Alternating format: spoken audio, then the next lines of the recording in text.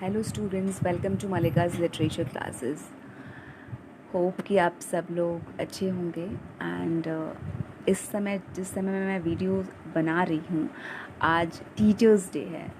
And no doubt मैं आप लोगों को ये वीडियो बहुत बाद में अपलोड करूँगी, कुछ दिन बाद अपलोड करूँगी, क्योंकि नेक्स्ट जो टर्न है वो क्लास 11th की है, and then class 10th, and then class 9th, and then back again class 12th. But I'm happy because today is Teachers Day, and my students celebrated with me, and it felt amazing। बच्चा जब आप बच्चों से ज़्यादा expectation नहीं रखते हो, it's just that कि वो अपनी लाइफ में जहाँ पे भी रहें बस अच्छा करें, एक अच्छे ह्यूमन की तरह बिहेवियर रखें, अपना आसपास के लोगों के बारे में सोचें और एक अच्छी स्टेबिलिटी गेन करें। सो हमेशा हम टीचर्स को विश करते हैं happy teachers day, but I want to wish you all happy teachers day, because सिर्फ टीचर क्लासरूम में नहीं पढ़ाता है और नहीं सिखाता है, बल्कि टीचर्स भी बच्चों से बहुत कुछ सीखते हैं। सो हमें बहुत कुछ सिखाने के लिए, ज़िंदगी के एक अलग साइड से रूबरू कराने के लिए thank you so much, and happy teachers day to all of you. So without wasting any time, let's start this poem, which is written by Stephen Spender।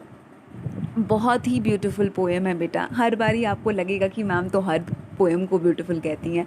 Trust me, जब भी मैं कोई भी पीस ऑफ आर्ट पढ़ती हूँ ना, तो ऐसा लगता है कि मतलब कितनी इंटेंसिटी होती है ना किसी पोएम में। आप अगर उसको 20 साल बाद, 25 साल बाद या 100 साल बाद भी पढ़ो तो आप कितना रिलेट कर पाते हो उस एज से। स्टीफन स्पेंडर ने ये पोएम बहुत पहले लिखी है, बट आज के टाइम में भी in this modern world, in this contemporary world बहुत ही रिलेटेबल है। आप ये चीज़ जो है, जो उन्होंने बहुत साल पहले लिखी है, अगर मैं पढ़ाऊँगी आप लोगों को, सो अब बहुत सारे आपको ऐसा लगेगा कि बहुत ही यूनिवर्सल इंस्टिंक्ट है। किसी पोएम में यूनिवर्सल इंस्टिंक्ट का होना मतलब क्या होता है बेटा, कि अगर कोई पोएम 300 साल पहले लिखी गई है या 400 साल पहले लिखी गई है या 100 साल पहले लिखी गई है, लेकिन आज के टाइम या आने वाले टाइम, चाहे वो फ्यूचर जनरेशन, चाहे कितने भी टाइम हो, जब भी उस पोएम को पढ़ा जाए ऐसा लगे कि आज की एज के बारे में लिखा गया है, बहुत ही रिलेटेबिलिटी हो, उस पोएम को कहते हैं कि उसमें यूनिवर्सल इंस्टिंक्ट है। सो हमें भी यहाँ पे यूनिवर्सल इंस्टिंक्ट मिलता है।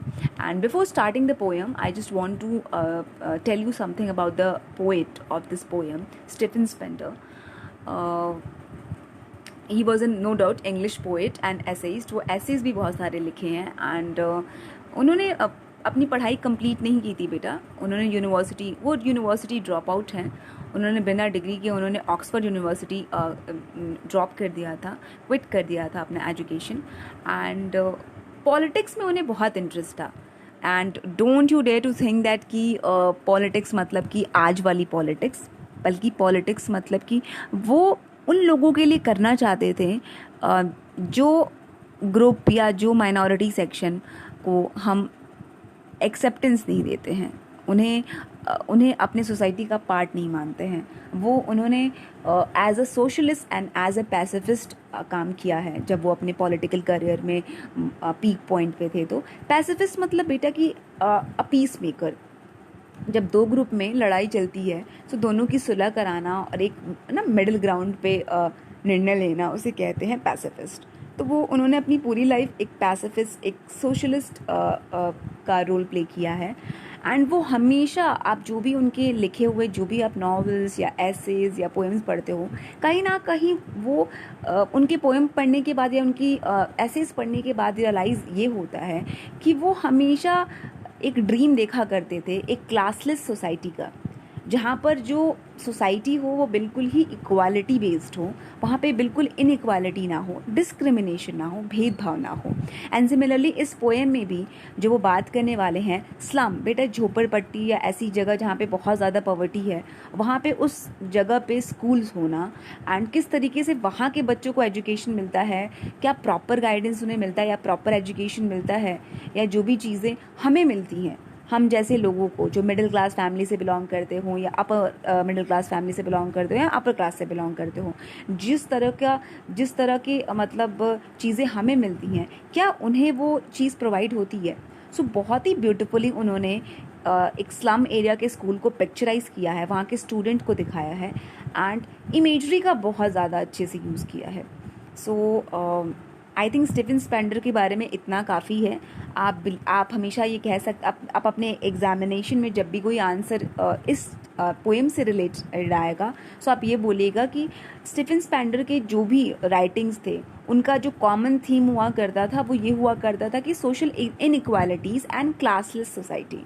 Social inequalities and classless society. Here class what represents, मतलब कि अलग अलग क्लास, अलग अलग कास्ट या क्रीड नहीं ना मानकर, बल्कि सभी को एक समान रखा जाए और सभी को एक समान ट्रीट किया जाए, सभी को एक्सेप्टेंस मिले. जैसे कि हमारे समाज में क्या होता है कि हम SC ST हुए या दलित हुए या माइनॉरिटी सेक्शन के लोग हुए, ज़्यादातर मोस्ट ऑफ द पीपल उन्हें एक्सेप्ट नहीं करते हैं, उनके साथ उठते बैठते नहीं हैं, खाते पीते नहीं हैं. ट्रस्ट मी बेटा, अगर मैं ये कहूँ कि एजुकेशन तो हमारे अगर हम इंडिया की पर्सनली बात करें, सो हर तरीके से कोशिश की जा रही है एक प्रॉपर एजुकेशन देने की सभी बच्चों को.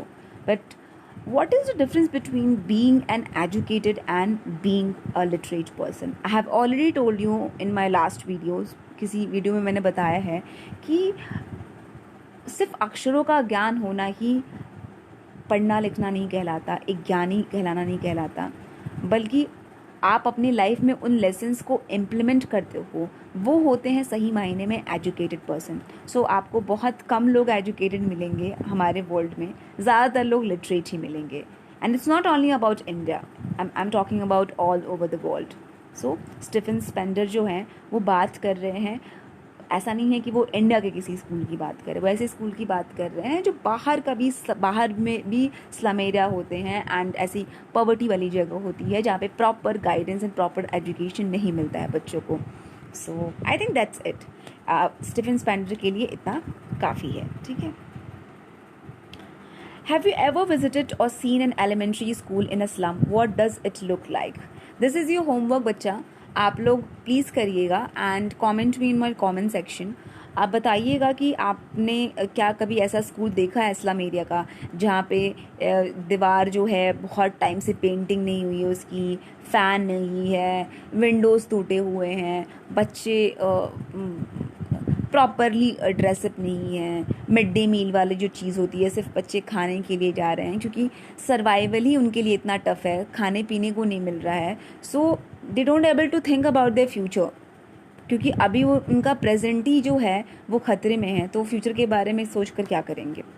सो आप इसका आंसर लिखिएगा एंड मुझे भेजिएगा, सेंड करिएगा and definitely I will reply and बताऊंगी कि आप लोगों ने कितना अच्छा लिखा है एंड कुछ मिस्टेक्स होंगे तो मैं आपको वो भी क्लियर करूँगी. So, let's start this poem. Far from gusty waves, these children's faces. Far from मतलब बेटा बहुत दूर दूर दूर. एक चीज़ बता दूँ, स्टीफन स्पेंडर ने बहुत ही ज़्यादा पोएट्री डिवाइसेस का यूज़ किया है. पोएट्री डिवाइसेस का क्यों यूज़ करते हैं? टू ब्यूटिफाई सेंटेंसेस और फ्रेजेस. ठीक है, तो ब्यूटिफाई करने के लिए एंड बहुत सारे सिम्बल्स का. Gusty waves what here represents बहुत ही ज़्यादा एनर्जेटिक. आप कभी समुद्र को देखे होंगे टीवी में या एकदम सामने से, तो जो उसके वेव्स होते हैं ना बहुत ही एनर्जेटिक होते हैं, बहुत दूर से आते हैं एंड अचानक से आकर मतलब बहुत सारी चीज़ों को बहा के लेके जाते हैं. तो यहाँ पे एंथुजियाज्म और एक्टिवनेस की बात की गई है. सो जो बच्चे हैं स्लम एरिया के, जो बच्चे हैं वो फार फ्रॉम गस्टी वेव्स, वो दूर दूर तक उनका एनर्जी से कोई वास्ता नहीं है.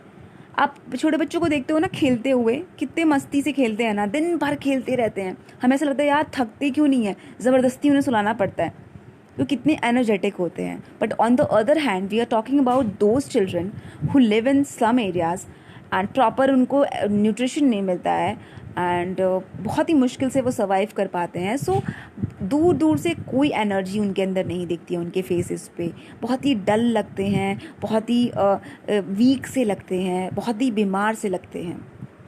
Like rootless weeds the hair torn round their pallor. Weeds मतलब बेटा अनवांटेड प्लांट्स. आपने कोई सीड्स नहीं लगाए होते हैं उन प्लांट्स के लिए, आसपास प्लांट्स के जो आसपास जो नहीं पत्तियां निकल जाती हैं या ऐसे निकल जाते हैं प्लांट्स जो बिल्कुल यूज़फुल नहीं होते हैं, तो आप क्या करते हो, उसको तोड़ तोड़ के ऐसे फेंक देते हो। सो यहाँ पर एक सरकाज़म का यूज़ किया गया है, व्यंग का यूज़ किया गया है स्टीफन स्पेंडर ने, कि जो स्लम एरियाज़ के स्टूडेंट हैं, वो स्लम एरिया के जो चिल्ड्रन हैं जो स्कूल में पढ़ने के लिए जाते हैं, वो बिल्कुल रूटलेस वीड्स की तरह हैं। जो वीड है अनवांटेड प्लांट जिसकी चाहत नहीं थी हमें, और उसको बिल्कुल रूट जड़ों से उखाड़ कर फेंक दिया गया है। एंड कुछ वक्त बाद क्या होगा बेटा, वो अपने आप क्या होंगे, ब्राउन होते जाएंगे एंड कम्प्लीटली डिकम्पोज या डिस्ट्रॉय हो जाएंगे। ठीक है, तो सिमिलरली जो उधर के बच्चे हैं बिल्कुल ही अनवांटेड है, कोई एक्सेप्ट नहीं करता उन्हें अपनी लाइफ में, उनका कोई उनको डिज़ायर नहीं करता है। सो बहुत ही सोसाइटी में उनका एक्सेप्टेंस कोई नहीं है। एंड टर्न राउंड द पेलर, यहाँ पे बेटा बात हो रही है कि जो चेहरा है, पेलर मतलब कि जो फेस है, वो बिल्कुल ही बिल्कुल पेल है, बिल्कुल बीमार, एकदम पीला पड़ा हुआ उनका चेहरा है। एंड जो चेहरे के जो बाल हैं वो बिल्कुल ही कॉम नहीं है, बिखरे बिखरे से हैं। अगर आपने गरीब के बच्चों को देखा होगा जो स्लम एरियाज़ में रहते हैं, सो प्रॉपरली वो ड्रेसिंग सेंस उनका नहीं होता है, उनके बाल कॉम नहीं होते हैं, बहुत टाइम से उन्होंने नहाया नहीं होता है, या उनके पास इतना नहीं होता है कि वो अपने बालों को साफ़ करने के लिए शैम्पू खरीद पाएँ। सो अगर आप उनके बालों को टच भी करते हो तो बहुत ही चिपचिपा सा होता है। सो बहुत गंदे तरीके से रहते हैं। एंड गंदे तरीके से क्यों रहते हैं, क्योंकि वो अफोर्ड नहीं कर पाते हैं उन इक्विपमेंट्स को खरीदना जो क्लीन कर पाए उनको। सो इस तरीके से आप इमेजिन करो बेटा, लिटरेचर, जब भी हम लिटरेचर का कोई भी हम स्टोरी या पोएम पढ़ते हैं, सो विजुअलाइज करना चाहिए, because the most powerful thing we have is our imagination. जहाँ पे रवि नहीं पहुँचता वहाँ पे कवि पहुँचता है, मतलब जहाँ पे सूर्य की किरणें नहीं पहुँच पाती हैं वहाँ पे इंसान की इमेजिनेशन पहुँच लेती है, वहाँ पे कवि की, पोइट की इमेजिनेशन पहुँचती है उनसे भी ऊपर। सो यहाँ पर आप विजुअलाइज करो कि बच्चे हैं बिल्कुल बीमार से, कोई उनके अंदर एंथुजियाज्म, कोई एक्टिवनेस नहीं है, कोई चॉपिनेस नहीं है, बाल उलझे हुए से हैं एंड बिल्कुल अनवांटेड से, कोई उन्हें चाहता नहीं है, आसपास कोई नहीं चाहता है कि वो उनके पास आएँ, उनसे बातें करें। द टॉल गर्ल, अब हम बात करेंगे 3 चिल्ड्रन की बेटा, और 3 बच्चों की हम बात करेंगे। एंड तीनों बच्चे स्कूल जाते हैं एंड डिस्क्रिप्शंस आ सकते हैं आपके एग्जामिनेशन में, तो ध्यान दीजिएगा। फर्स्ट जो गर्ल है, the tall girl with her weighed down head, पहली जो बच्ची है, वेट डाउन हेड मतलब कि बेटा जब हम कभी अपसेट होते हैं ना, जब कभी हम परेशान होते हैं तो थोड़ा सर झुका कर बैठते हैं ना, सो सिमिलरली यहाँ पे वेट डाउन हेड मतलब क्या है, टॉल गर्ल बहुत ही बर्डन है उस पर। एंड किस चीज़ का बर्डन है, रिस्पॉन्सिबिलिटी का बर्डन है, पॉवर्टी का बर्डन है, गरीबी का बर्डन है। सो उस बर्डन को वो संभाल नहीं पा रही है एंड इतना ज़्यादा बर्डन है कि वो झुकी हुई है। ठीक है, नेक्स्ट है the unlucky heir of twisted bones reciting a father's gnarled disease. अब दूसरा जो बच्चा है उसको एक डिजीज़ है एंड जिस डिजीज़ को कहते हैं नाल डिजीज़। प्रोनाउंसिएशन ध्यान दीजिएगा बेटा, जी जो होगा एंड आर होगा वो साइलेंट होगा इस वर्ड में। सो नाल डिजीज़, नाल डिजीज़ क्या होता है इसमें बेटा, जो पेशेंट होते हैं उनकी बॉडी के बहुत सारे जो अंग होते हैं वो बिल्कुल ट्विस्टेड हो जाते हैं, मुड़ जाते हैं, कभी हाथ मुड़ा हुआ, कभी पैर मुड़ा हुआ। सो ये जो बच्चा है उसको अपने जैसे नहीं होता कि प्रॉपर्टी में लोगों को क्या मिलता है, घर मिलता है, अच्छी चीज़ें मिलती हैं, पैसे मिलते हैं, उसको प्रॉपर्टी में क्या मिला है, उसको जायदाद में क्या मिला है, अपने फादर से एक डिजीज़, क्योंकि उसके फादर के पास कुछ देने के लिए नहीं था, ना पैसे, ना कोई ज्वेलरीज, कुछ भी नहीं था, सिर्फ उसके पास था और वो ये था, होता है ना कभी कभी जेनेटिकल बीमारियां हो जाती, जो फादर या मदर को हुआ रहता है वो हमें होता है। सो उन्होंने, उसके फादर ने उसको एक प्रॉपर्टी के तौर पे अपना डिजीज़ दे दिया। एंड वो क्या कर रहा है, जिससे कि यहाँ पर जैसे हम स्कूल में कोई चैप्टर होता है बेटा, रिसाइट करते हैं, क्यों रिसाइट करते हैं, बार बार ही क्यों पढ़ते हैं हम उस चैप्टर को, कि हमें याद हो जाए। सो यहाँ पे जो बच्चा है वो चैप्टर को रिसाइट नहीं कर रहा है बुक के, बल्कि अपने फादर की जो बीमारी है जो उसको मिली है वो उसको रिसाइट कर रहा है। उसकी ज़िंदगी का सबसे बड़ा लेसन क्या था, उसकी वो बीमारी।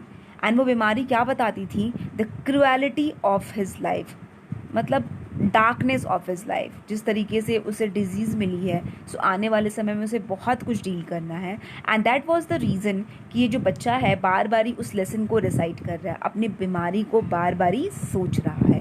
एंड ये इसके लाइफ का सबसे बड़ा लेसन था जो कि उसको बुक से भी नहीं मिला। At back of the dim class, one unnoted, sweet and young, his eyes live in a dream of squirrels game in tree room other than this. बेटा लाइफ में ना जितना भी कुछ ना बुरा हो, फुल ऑफ डार्कनेस हो, लेकिन छोटी सी उम्मीद की किरण नज़र ही आ जाती है। यहाँ पर जितने भी बच्चों का डिस्क्रिप्शन देंगे, अभी तो 2 बच्चों का डिस्क्रिप्शन दिया स्टीफन स्पेंडर ने, बट उनका कहने का मतलब था कि जितने भी बच्चे हैं कुछ ना कुछ कहीं ना कहीं उनके चेहरे पे कोई होप नहीं है, बहुत ही डल से हैं, पावर्टी के बोझ को संभाल नहीं पा रहे हैं, अलग अलग तरह की बीमारियां हैं। बट एक लास्ट में एक बच्चा बैठा हुआ है छोटा, जो कि अभी तक उसको कोई रिस्पॉन्सिबिलिटी शायद टच ना की हो। उसकी आंखों में एक चमक है, एक होप है बेहतर कल का। एंड वो क्या सोच रहा है अपने ड्रीम में, एक ड्रीम देख रहा है, एंड उस ड्रीम में क्या सोच रहा है, स्क्विरल्स गेम को। स्क्विरल गेम क्या डिफाइन करता है बेटा? गिलहरी जो होती है ना, कभी आपने गिलहरी को खेलते हुए देखा है? बहुत ही एकदम चौपी सी, बहुत ही एक्टिव सी, एकदम फ्रीली इधर भागना उधर भागना। तो उस बच्चे को फ्रीडम चाहिए था इन सारी चीज़ों से, इन सारे बैरियर से। And may be in future जैसे कि ये सारे बच्चे हैं विदाउट होप, मे बी वो भी ऐसा हो जाए। बट अभी तक जब स्टीफन स्पेंडर ने ये पोएम लिखी थी, अभी तक उसके आंखों के अंदर होप, वो ड्रीम नज़र आ रहा है। एंड वो किस चीज़ का ड्रीम था? फ्रीडम का ड्रीम था, लेस ऑफ रिस्पॉन्सिबिलिटी, या बिल्कुल ही मतलब नन ऑफ रिस्पॉन्सिबिलिटी। एंड वो वैसे सपने देख रहा था जैसे कि वो आज़ाद रह सके, खुशी महसूस कर पाए, जो कि नॉर्मली स्लम एरियाज़ के बच्चे गरीबी की वजह से खाने को इतना तरसते हैं कि अपनी ख्वाहिशों को पूरी नहीं कर पाते, सिर्फ ज़रूरतें ही पूरी कर पाते, वो भी बहुत ही मुश्किल से। आई होप कि फर्स्ट पैरा आप लोगों को समझ में आया होगा। ठीक है बेटा, बहुत ही ज़्यादा डीप ये पोएम है। Try to understand what is the meaning behind this poem, what is the moral lesson which Stephen Spender really wanted to give us. सो हम पढ़ते हैं, देखते हैं कि फर्स्ट पैरा में आपने 3 बच्चों को देखा, किस तरीके का जो कंडीशन है, चेहरे जिस तरह से बॉडी है उनकी बहुत ही थिन सी। अच्छा सॉरी, मैंने एक और चीज़ मिस कर दी बेटा, एंड वो था the paper swimming boy with rats eyes. I am really sorry. जो दूसरा बच्चा है जिसको आई थिंक 4 चिल्ड्रन की बात हुई है। फर्स्ट जो है वो टॉल गर्ल है, जो burden of poverty, burden of responsibility. The second one is बहुत ही थिन सा है, पेपर स्विमिंग बॉय मतलब बहुत ही थिन है, बहुत पतला है। हम क्या कहेंगे, वो माल नॉरिस्ड है, मतलब कि न्यूट्रिशन उसको प्रॉपर खाना नहीं मिला है, जिसकी वजह से वो और ज़्यादा पतला होता है, एकदम बिल्कुल स्केलेटन की तरह। एंड रैट्स आई से कंपेयर क्यों किया गया है? जब भी आप चूहों को देखते हो सो बहुत ही ज़्यादा पता है, एकदम कभी भी आते हैं ना भागते हुए, कहीं ना कहीं कुछ ना कुछ लालच के लिए आए होते हैं। ठीक है, सो कुछ ना कुछ लालच के लिए आए होते हैं। सिमिलरली ये जो बच्चा है वो उसके आंखों में एक टेम्पटेशन है, क्योंकि उसको कुछ भी चीज़ें नहीं मिलती। I am really sorry for this disturbance, बहुत सारी आवाज़ आ रही है। Okay, just wait a second. Okay, so rat's eyes compare क्यों किया गया कि टेम्पटेशन जो है उसको भी बहुत तरह की। अच्छा, हमें लालच किस बात की होती है? अगर हमें प्रॉपरली कोई चीज़ें मिले तो हमें लालच होगी या किसी भी चीज़ की? ना, उन लोगों के पास कुछ नहीं है, इसलिए उन्हें लालच है हर चीज़ की, खाने की, खिलौने की, हर चीज़ की। एंड एक और रैट्स आइज का मतलब है बेटा कि चूहों की अगर आप देखते हो तो उसकी आंखें जो होती हैं बिल्कुल बाहर की तरफ निकली होती है, क्योंकि चूहों का जो शरीर होता है वो बहुत ही पतला सा होता है। सो सिमिलरली बिल्कुल ही वो रैट की तरह नज़र आता है। उसकी पूरी बॉडी जो थी वो बहुत ही थिन थी, एंड उसकी आंख जो थी वो निकली हुई थी। एंड मैंने आप दोनों का जो थर्ड वन जो नाल डिजीज़ से सफ़र कर रहा है, एंड द लास्ट वन जो कहीं ना कहीं होप को सिंबलाइज करता है। इतनी फुल ऑफ डार्कनेस में भी होप एग्जिस्ट करती है, एंड वो कैसे पता चल रहा है? एक बच्चे के ज़रिए पता चल रहा है। चलो next para. On sour cream walls, donations, Shakespeare's head, cloudless at dawn, civilized dome, riding all cities. अब हम बात करेंगे बेटा कि हमने बच्चों की बात कर लिया, हम उस एरिया में अंडर चले गए और हमने एक स्लम एरिया स्कूल्स की बात की है एंड स्कूल में 4 बच्चों को हमने डिस्क्रिप्शन देख लिया. अब बात होती है उस स्कूल के इंफ्रास्ट्रक्चर की. अब हम बात कर रहे हैं कि स्कूल दिखने में कैसा है. ऑन सोर क्रीम वॉल्स, सोर क्रीम का क्यों यूज़ किया गया है, ये कलर क्यों यूज़ किया है बेटा? डोनेशन से बहुत साल पहले पेंटिंग कराई गई थी, बहुत साल पहले. अब कोई भी ध्यान नहीं दिया एंड वो जो वाइट पेंटिंग थी वो इतनी गंदी हो गई कि उसका कलर चेंज हो गया, बिल्कुल ही डल सा एकदम येलोइश कलर का हो गया. उसको कहते हैं हम सोर क्रीम. सो यहाँ पर जो कलर है वॉल की पेंटिंग का जो कलर है वो क्या सिंबलाइज करता है? The dullness and hopelessness of the life of the children. किस तरीके से उनकी लाइफ जो बिल्कुल ही फुल ऑफ डलनेस है, फुल ऑफ होपलेसनेस है, होता ना कि without any kind of colour, वो सोर क्रीम सिंबलाइज करता है. उसके बाद पेंटिंग्स लगी हुई हैं, डोनेशंस दिए गए हैं पेंटिंग्स के. एंड पेंटिंग्स में कौन कौन सी पेंटिंग्स हैं? शेक्सपियर का हेड है, शेक्सपियर की पिक्चर है बेटा. दूसरी पिक्चर जो है वो एक सनराइज के टाइम की पिक्चर है, बिल्कुल ही जो आसमान है क्लियर है एंड सुबह का वक्त है. सिविलाइज्ड डोम राइडिंग ऑल सिटीज़. तीसरा जो पिक्चर है बेटा एक सिटी का पिक्चर है, बहुत सारी बिल्डिंग्स हैं एंड सिविलाइजेशन को बिलोंग करता है. कितना ज़्यादा हमारा जो मॉडर्न वर्ल्ड है कितना एडवांस हो गया है उसको दिखाता है. And the last image was एक टायरली वैली जो कि ऑस्ट्रिया में है. बहुत ही खूबसूरत वैली है, आप गूगल आउट कर सकते हो. बहुत फुल ऑफ फ्लावर्स, अलग अलग फ्लावर्स हैं. बहुत अच्छी सीनरी है. तो 4 फोटोज़ वहाँ पे लगे हुए हैं and given by some people. ठीक है ना, कोई विजिटर हो सकता है या अथॉरिटीज़ हो सकती है या कोई ब्यूरोक्रेट्स हो सकता है या कोई गवर्नर हो सकता है. बस डोनेशन वाइज उनको ये 4 पिक्चर उनके क्लासरूम में लगी हुई है. हर पिक्चर कुछ ना कुछ सिंबलाइज करती है. The first one is Shakespeare's head. Shakespeare बेटा एपिटोम ऑफ एजुकेशन माने जाते हैं, एपिटोम ऑफ इंटेलेक्ट माने जाते हैं, प्रतीक माने जाते हैं, कहीं ना कहीं एक एडवांसमेंट का प्रतीक माने जाते हैं कि अगर हम बात करें एजुकेशन की सो शेक्सपियर का नाम आता है. दूसरा इमेज जो है वो डॉन का है ना, the new day. And new day brings new aim, new dream, something new. Next जो इमेज है वो है एक सिटी की जो एडवांसमेंट दिखाती है. ठीक है, कितना आप ज़्यादा आगे बढ़ रहे हो अपने लाइफ में, बड़ी बड़ी बिल्डिंग्स हैं एंड बड़े बड़े इंडस्ट्रीज फर्म्स हैं. And the last one is Tyrolese valley जो ब्यूटी को सिंबलाइज करती है, वर्ल्ड कितना ब्यूटीफुल है. जो पिक्चर्स लगे हैं बेटा वो अलग अलग सिम्बॉलिकल मीनिंग को दर्शाते हैं. But on the other hand seriously आपको लगता है कि एक स्लम एरिया का बच्चा इन चारों चीज़ों को समझ पाएगा? फर्स्ट, शेक्सपियर हेड से उसको कोई मतलब नहीं है क्योंकि एजुकेशन का तो नामो निशान नहीं है. प्रॉपर उन्हें एजुकेशन नहीं मिल रहा है, प्रॉपर गाइडेंस नहीं मिल रहा है, इसलिए शेक्सपियर के फ़ोटो का वहाँ पे मतलब नहीं है. डॉन न्यूनेस को सिंबलाइज करता है, न्यू डे को सिंबलाइज करता है, पॉजिटिविटी को सिंबलाइज करता है. On the other hand slum areas के बच्चों के लाइफ में कुछ भी पॉजिटिव नहीं है. नेक्स्ट जो इमेज है वो बेटा जो हमारी सिविलाइज्ड सिटी है जो एडवांस होती जा रही है वो इसको सिंबलाइज करता है. But on the other hand ये जो बच्चे कहाँ रहते हैं? एक गंदगी में, कूड़े कचड़े में लदे हुए छोटी सी झोपड़ी में रहते हैं. सो क्या वो समझ पाएंगे उस एडवांस्ड वर्ल्ड को? And the last one is the beautiful beauty of this world, full of flowers, trees, river. क्या बच्चे समझ पाएंगे इस चीज़ को? क्योंकि उन्होंने तो आज तक कभी देखा ही नहीं है, वो स्लम से कभी निकल ही नहीं पाए, उस झोपड़पट्टी वाली जगह से कभी निकल नहीं पाए. तो जो भी डोनेशंस लगे हुए हैं, स्टीफन स्पेंडर का कहने का मतलब ये है कि बिल्कुल ही काम के नहीं है, बच्चों के काम के नहीं है.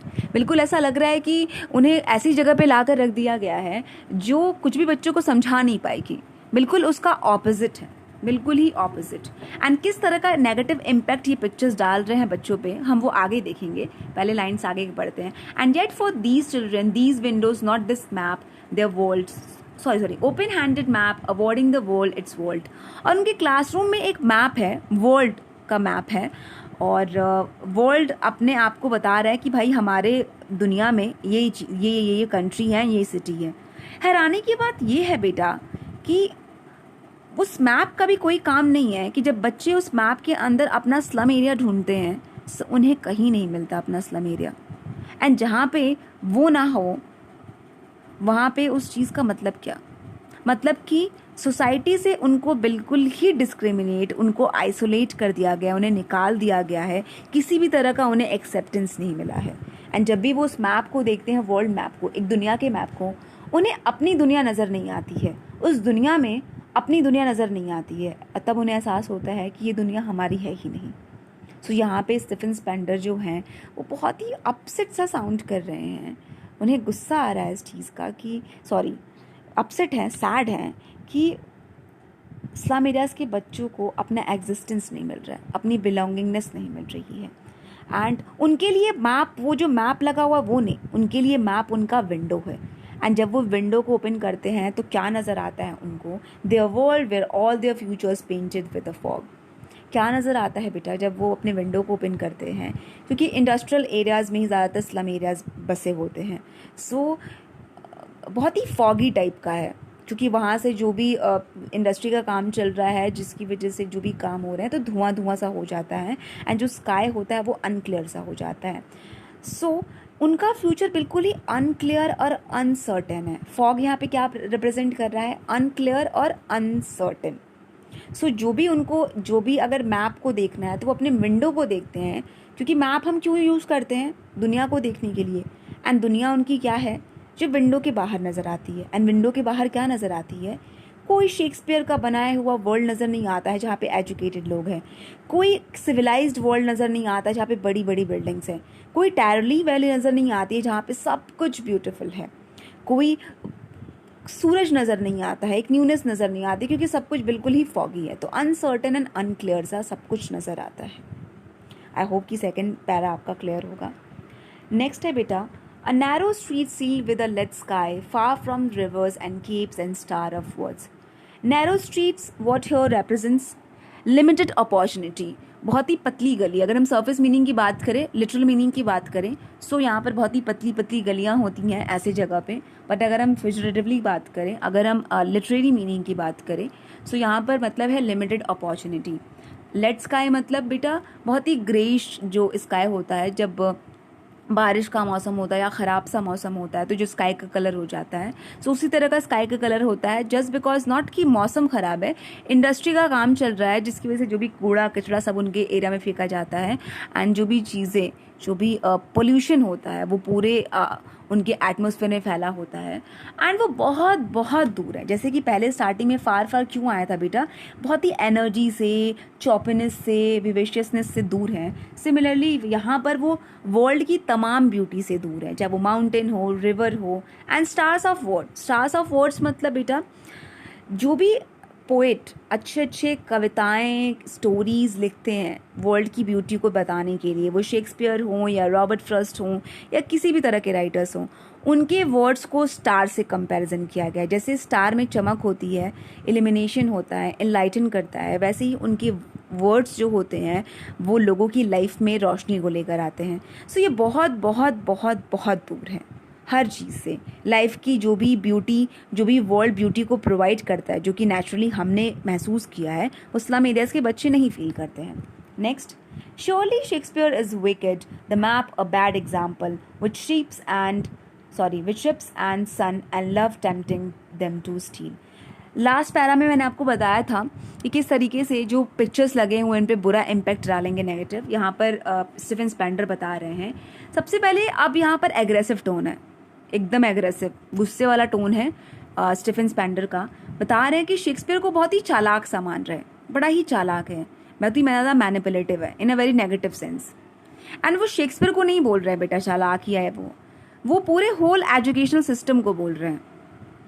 मैप बहुत ही गलत एग्जाम्पल है, क्योंकि क्या करेंगे यार, शेक्सपियर वो एजुकेशन को सिंपलाइज करते हैं और एजुकेशन का नामो निशान नहीं है। एंड जहाँ तक मैप की बात है, मैप में तो उनको वर्ल्ड ही नहीं दिखता है, मैप में दिखता है अच्छी अच्छी चीज़ें, सन दिखेगा, शिप दिखेगा, वर्ल्ड दिखेगा, full of happiness, full of मतलब है ना energy.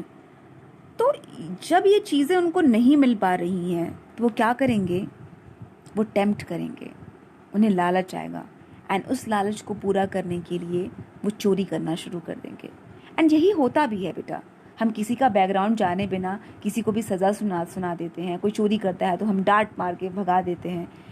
Do you really think कि लोग वाकई में, मैं एक्सेप्शनल केसेस की बात नहीं कर रही हूँ जहाँ पे लोगों ने इंसानियत भूल दी है, जानवर बन गए, but I am talking about those people, those criminals जिन्होंने लाइफ में बहुत फेस किया है।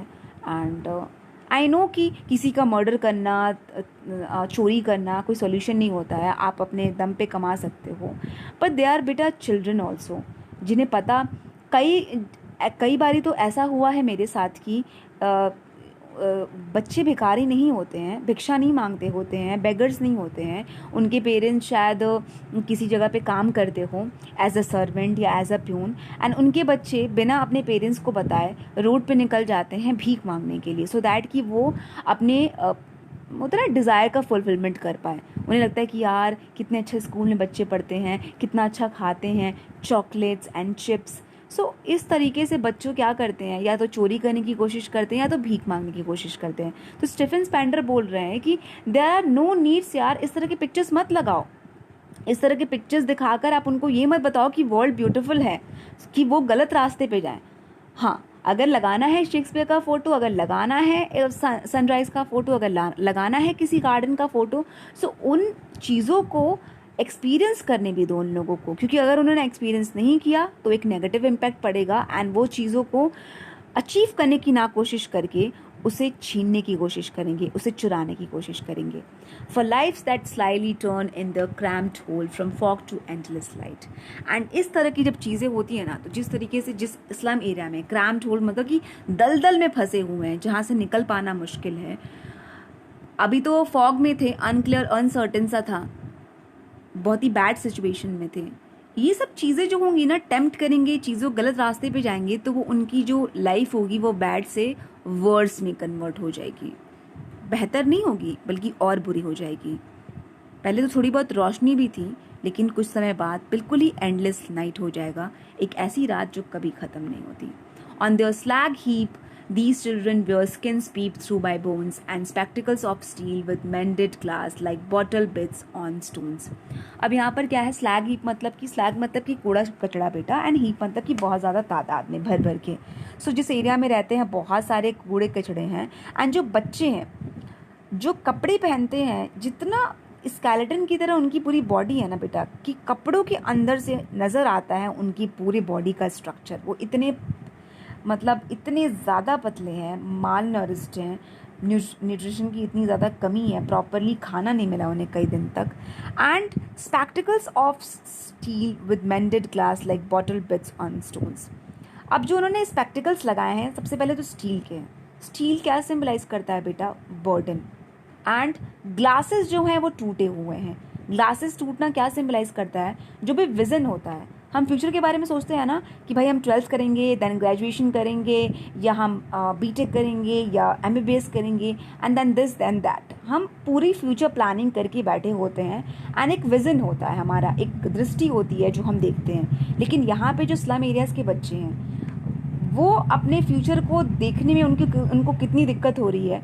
यहाँ पर अगर हम सरफेस मीनिंग की बात करें तो उन्होंने एक स्टील का चश्मा लगाया है, एंड जो ग्लासेस हैं वो ब्रोक है। लेकिन अगर हम डीपर मीनिंग की बात करें तो steal here symbolizes the burden of poverty and hopelessness, ठीक है, and responsibility also, and the broken glass symbolizes बेटा कि विजन क्लियर नहीं हो पा रहा है, क्योंकि सब कुछ अनसर्टेन है, अनक्लियर है, फुल ऑफ डार्कनेस है, like bottle bits on stones, and here symbolizes the ना stone look on their faces, and जो उनका फेस है वो बहुत ही सीरियस है, कोई इनोसेंस नहीं है, कोई मासूमियत नहीं है, कोई चेहरे पर हैप्पीनेस नहीं है। जो होता है ना, बच्चों को देखकर क्या लगता है कितने सॉफ्ट से हैं, बिल्कुल टेडी बियर जैसे, बट उनके वो बचपन में ही बहुत बड़े हो जाते हैं, बहुत ही ज़्यादा बड़े हो जाते हैं। सो इस तरीके की जो चीज़ है वो उनके साथ हो रही है एंड पूरा प्रॉपरली आप विजुलाइज कर रहे हैं and all of their time and space are foggy slum and जो भी उनका जो वक्त है, जो भी उनके पूरी ज़िंदगी बेटा उसी स्लम में बीत जाती है। सो बहुत यहाँ पर एग्रेसिव हैं, गुस्सा आ रहा है उनको, इसीलिए उन्होंने बैड एग्जाम्पल कहा है वर्ल्ड की मैप को, शेक्सपियर को विकेट कहा है एंड लास्ट में वो क्या कहते हैं, so blotch their maps with slum as big as doom. So वो गुस्से में कह रहे हैं कि जितना ब्यूटीफुल आप वर्ल्ड को दिखा रहे हो इस मैप के ज़रिए, आप एक काम करो, ये स्लम एरिया को ब्लॉट आउट, मतलब यहाँ पे ब्लॉट मतलब बेटा सॉरी ब्लॉट मतलब कि किसी चीज़ को लेकर पटक देना उस चीज़ पे। सो आप स्लम एरिया को दिखाओ उसके अंदर, दैट टाइम लोगों को रियलाइज़ होगा कि कितना डिस्ट्रक्टिव ये वर्ल्ड है, बिल्कुल ही डिस्ट्रक्शन की तरफ जा रहा है। सो हम क्या करते हैं, हमेशा पोर्ट्रे करने की कोशिश करते हैं अच्छी से अच्छी चीज़ों को एंड बुरी से बुरी चीज़ों को छुपाने की कोशिश करते हैं, लेकिन जिस वक्त बुरी चीज़ सामने आती है तब पता चलता है पूरा होल पिक्चर कैसा है। सो अभी तक तो मैप जो था वो ब्यूटीफुल था एंड स्लम एरियाज़ को, पावर्टीनेस को, गरीबी को, माइनॉरिटी सेक्शन को, दलित को एकदम अलग छाट दिया गया है। एक्सेप्टेंस ही नहीं है उनका, लव ही नहीं। लोग, गरीब लोग क्या डिमांड करते हैं बेटा, लव को डिमांड करते हैं, एक्सेप्टेंस को डिमांड करते हैं एंड उसके लिए वो कुछ भी कर सकते हैं।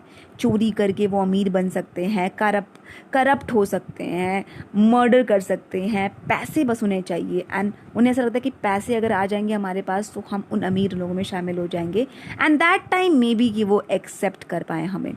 सो यहाँ पर जो स्टीफन स्पेंडर है वो बहुत ही गुस्से में बोल रहे हैं कि अगर आपको वर्ल्ड की ब्यूटी को आप दिखा रहे हो तो एक ऐसे साइड को भी दिखाओ जो वर्स्ट साइड है वर्ल्ड का, जिसकी रीज़न जो है वो सिर्फ हम हैं, हमने बनाया है उसको वर्स्ट।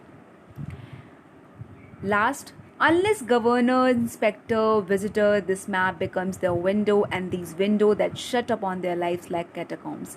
अब यहाँ पे क्या कह रहे हैं कि बुरा से बुरा सिचुएशन ना हो जाए उससे पहले अगर आप ठीक करना चाहते हो स्लम एरियाज़ के हालात को, वहाँ के बच्चों के हालात को, वहाँ के स्कूल के हालात को, सो जो गवर्नर हैं, जहाँ का जो गवर्न करते हैं, जो रूल करते हैं, इंस्पेक्टर हैं जो इंस्पेक्शन करते हैं, जो विजिटर हैं, इवन हमारी भी बात हो रही है जैसे कि हम NGOs में जाते हैं, हम अगर मिलकर कोशिश करें, ये जो विंडो है ना, जो उनका मैप है जो कि बंद हो गया है, हमने बंद कर दिया है। कैटाकॉम्स मतलब बेटा कि अंडरग्राउंड जो ग्रेवयार्ड होता है ना, उसे हम कैटाकॉम्स कहते हैं। सो हमने उन सबको उस स्कूल ने बंद कर दिया है, बंद है, कहीं से रोशनी नहीं आ रही है, कहीं से कुछ उन्हें नज़र नहीं आ रहा है।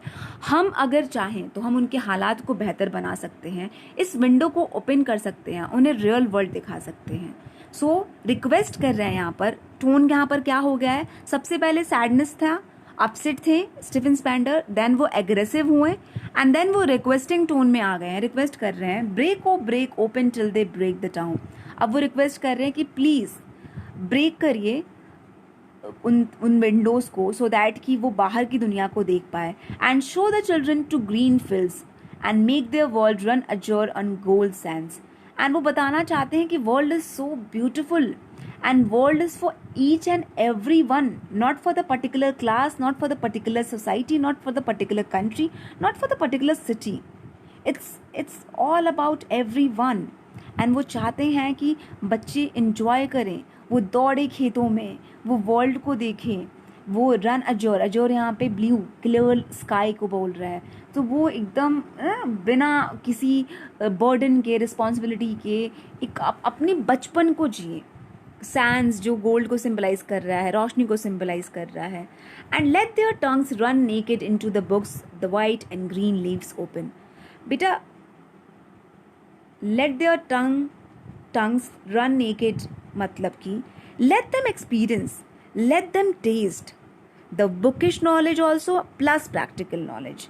यहाँ पे वाइट क्या सिंबलाइज कर रहा है, बुकिश नॉलेज, ठीक है, वाइट बुक्स, ठीक है, वो स्कूल में भी पढ़े, प्रॉपर एजुकेशन मिले, प्रॉपर गाइडेंस मिले एंड प्लस वो practical knowledge, green leaves what symbolizes here, practical knowledge and practically वो बाहर निकल के दुनिया में उस चीज़ को इम्प्लीमेंट करने की कोशिश करें। तो रोको नहीं उन्हें, उस विंडो को तोड़ो, उन्हें बाहर निकालो, उन्हें आज़ाद करो और उन्हें हर चीज़ एक्सपीरियंस करने दो जो कि हमने किया है। क्योंकि वो डिज़र्व करते हैं, क्योंकि उनका वो राइट है। And last but not the least, the most important line of this poem, one of the most important line of this poem, history theirs whose language is the sun. बेटा जैसे सन जो होता है खुद जलता है ना, खुद तपता है ना, एंड लोगों को रोशनी देता है, वैसे ही अगर हम इंसान खुद परेशानी उठा के लोगों की ज़िंदगी बेहतर करने की कोशिश करेंगे, लोगों की ज़िंदगी में रोशनी लाने की कोशिश करेंगे, वही लोग हिस्ट्री कायम करते हैं, वही लोग इतिहास रचते हैं। जो लोग अपने बारे में ना सोच के उन लोगों के बारे में सोचते हैं, मशक्क़तें करते हैं, हार्ड वर्क करते हैं for making the life of everyone's life better, especially those who all are in need, specially जो ज़रूरतमंद है उनकी लाइफ को। सो अगर आपको इतिहास रचना है, सो आपको पहले तपना पड़ेगा, जलना पड़ेगा। किस लिए? क्योंकि आप दूसरों को रोशनी दे पाएँ। आई होप कि आप लोगों को ये पोएम क्लियर होगा। एंड बेटा इसको जितना भी एक्सप्लेन करो, आई रिमेंबर लास्ट टाइम कि मुझे ये पोएम पढ़ाने में अगर मेरा बस चले बेटा ना, तो मैं इस पोएम को 3 घंटे में ख़त्म करूँ। इसमें इतना कुछ बताने लायक है, इतना कुछ एक्सप्लेन करने लायक है about society, about the people of slum areas, about the governance, about the मतलब ना कि political system, class inequalities, classless society. There are lots of explanations of this poem, but मैं बहुत ही लिमिटेड रख रही हूँ। अभी भी मन कर रहा है मेरा कि और भी कुछ बताऊँ, बट डोंट वरी, और ज़्यादा एलिबरेट करने की कोशिश नहीं करूँगी मैं। बट बहुत सारी चीज़ें हैं, लिमिटेड इसलिए रखा है because you are the student of class 12, तो बहुत ज़्यादा मैं नहीं आप लोगों को पढ़ाऊँगी, इतना काफ़ी है। Okay, so let's discuss about the poetic devices of this poem. बहुत सारे हैं बेटा, लेकिन अगेन मैं आप लोगों को बहुत कम बताऊंगी कि आप लोग कंफ्यूज ना हो। सबसे पहले बेटा हम देखते हैं मेटाफोर। सबसे पहले रेपिटेशन कहाँ पे है? रेपिटेशन का यूज़ कब होता है? जब हम एक वर्ड को बार बार बोलते हैं। एंड क्यों बोलते हैं? क्योंकि हम एम्फेसाइज करना चाहते हैं, फोर्स करना चाहते हैं, कोई ना कोई मैसेज देना चाहते हैं। सो आपने देखा फार फार, एक बारी और फार आया था, एंड ब्रेक ओ ब्रेक। सो कई बारी जो ब्रेक ओ ब्रेक या फार आया है, एम्फेसाइज करें बहुत बहुत बहुत दूर, मतलब कितनी कंडीशन ख़राब है स्लम एरियाज़ के बच्चों की। एंड ब्रेक बार बार वो क्यों बोल रहे हैं कि please now it's high time to do something for the people of the slum areas, specially the children of that particular area. So वो बार बार एम्फेसाइज करें कि please do something for them. Okay, repetition हुआ। और next है बेटा simile. जब दो चीज़ों के बीच में कंपैरिजन होता है और लाइक एंड एज का यूज़ होता है, तो कहीं लाइक का हुआ है क्या? लाइक का हुआ है बेटा, जस्ट रीड इट। लाइक का हुआ था, लाइक कैटाकॉम्स। अभी तो मुझे बस इतना ही याद आ रहा है मुझे, यहाँ पर है that shut upon their lives like catacombs. तो यहाँ पर ग्रेवयार्ड से कंपैरिजन किया गया है उनके क्लासरूम को, उनकी लाइफ को। ठीक है, सो यहाँ पे सिमिली का यूज़ हुआ, और जहाँ पे भी लाइक और एज का यूज़ होगा वहाँ पे सिमिली होगा। ठीक है, और मेटाफर बहुत सारे हैं बेटा। कंपैरिजन होना, लाइक एंड एज का इस्तेमाल नहीं होना, दोनों चीज़ों के बीच में कोई सिमिलैरिटीज़ नहीं है, फिर भी पोइट ने कंपेयर किया है, और बहुत सारे कंपैरिजन हुए हैं। जैसे कि गस्टी वेव्स, समुद्र की जो लहरों को कंपेयर किया गया है। किससे कंपेयर किया गया है? बच्चों की ज़िंदगी से। दूसरा है पेपर स्विमिंग बॉय, पेपर से कंपेयर किया गया है बॉय को। एंड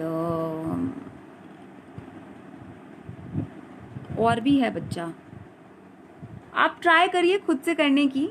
अगर कुछ समझ नहीं आएगा तो मैं बताऊंगी आप लोगों को। और तो मेटाफर, हाँ okay, like bottle bits and stones, यहाँ पर आप देख रहे हो, यहाँ पर सिमिली है। एंड मेटाफर कहाँ पर है? मेटाफर, आई थिंक मेटाफर इतना ही है, इतना काफ़ी है। इमेजरी यूज़ हुई है। इमेजरी कहाँ पे यूज़ हुई है? इमेजरी पूरे पोएम में यूज़ हुई है बेटा। ठीक है, किस तरीके से आप बच्चों को दिखाया गया है, आप तुरंत विजुलाइज कर पा रहे हो ना कि किस तरीके से। जैसे कि आप फर्स्ट एग्जांपल दे सकते हो कि the tall girl with her weighed down head. आप इमेजिन किए एक बच्ची है, थोड़ी लंबी है एंड सर झुकाकर चल रही है, बहुत ही अपसेट है, बहुत ही ज़्यादा सैड है। ओके, इमेज क्रिएट हुई। सो यहाँ पर पोइट ने क्या यूज़ किया है, कौन सी पोएटिक डिवाइस यूज़ की है, इमेजरी की यूज़ की गई है। सो जहाँ जहाँ आपके मन में इमेज क्रिएट हो रही है वहाँ वहाँ इमेजरी का यूज़ है। सिंबल का भी यूज़ हुआ है बेटा, स्क्वेरल गेम्स। स्क्वेरल गेम्स अगर हम देखें तो हम सिंपल क्या सोचेंगे कि गिलहरी का खेल, लेकिन यहाँ पे सिम्बॉलिकल मीनिंग क्या है कि बच्चा क्यों सोच रहा था स्क्वेरल गेम के बारे में, क्योंकि वो उतना ही फ्रीडम के साथ खेलना चाहता है, लाइफ को एंजॉय करना चाहता है, बिना किसी रुकावट के, बिना किसी बैरियर के। ओके, और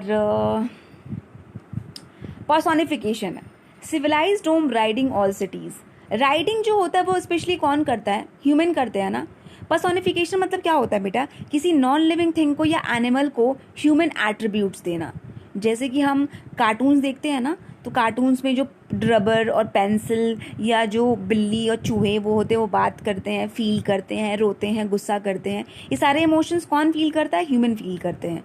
सो जितने भी ह्यूमन इमोशंस हैं, अगर कोई नॉन लिविंग थिंग फील कर रहा हो या एनिमल्स फील कर रहे हो, तो वहाँ पे पोइट ने उस चीज़ को पर्सोनिफाई किया है। सो यहाँ पे पर्सोनिफिकेशन क्यों यूज़ हुआ है, क्योंकि यहाँ पे जो सिविलाइज सिटी है वो राइडिंग दिखाया गया है, वो दौड़ रही है, दौड़ रही है, दौड़ रही है और एडवांसिंग स्टेज में जाने की कोशिश कर रही है। तो यहाँ पे जो दौड़ना हुआ, जो राइडिंग हुई, वो क्या सिम्बलाइज करता है, ह्यूमन एट्रीब्यूट। सो यहाँ पे पोइट्स ने पर्सोनिफिकेशन का यूज़ किया है।